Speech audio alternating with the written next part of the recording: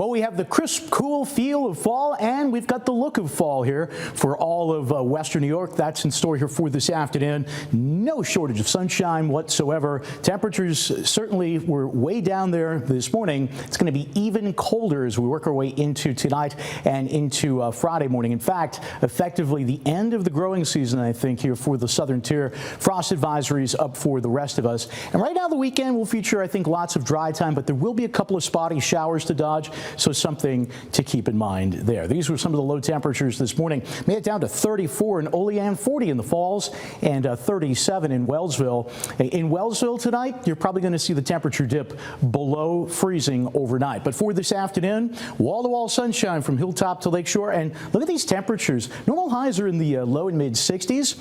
We're never out of the mid 50s here for this afternoon with that breeze coming in out of the northeast. So again, there's that frost advisory in place for Buffalo and a good chunk of western New York, and then the areas in darker blue seeing that freeze warning. Again, temperatures probably dipping below 32 degrees in many spots. In Olean, you're probably down to about 31 at 7 o'clock in the morning on Friday.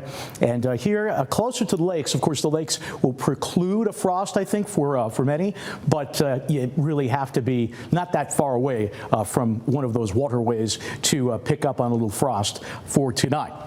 Fall foliage is shaping up nicely into the Adirondacks, the Catskills. We've just got about peak color or even just past it. And the latest Palmer Drought Index is out, and it shows that much of western New York is in severe drought. Again, this cool air coming right from the heart of eastern Canada, and with it, it's also quite dry. The view from space was a quiet one. Hard pressed to find a cloud. We actually see a little bit of lake effect cloudiness there, believe it or not, on a northeasterly wind coming across both Lake Ontario and Lake Erie. So here's that future cache, which shows, again, some pretty cool conditions here for this afternoon. Once the sun goes down, temperatures take a nosedive, dropping to 29 in Jamestown by tomorrow morning. Breeze is a little bit more southeasterly for tomorrow, so we should be back into the mid-60s for a top temp, and then it will turn a little cloudier with an upper level disturbance coming our way heading into the weekend. But again, I'm not talking about any washouts here at this point. So for the afternoon, it's mostly sunny. Northeasterly breezes will blow. Temperatures will be into the mid-50s for highs.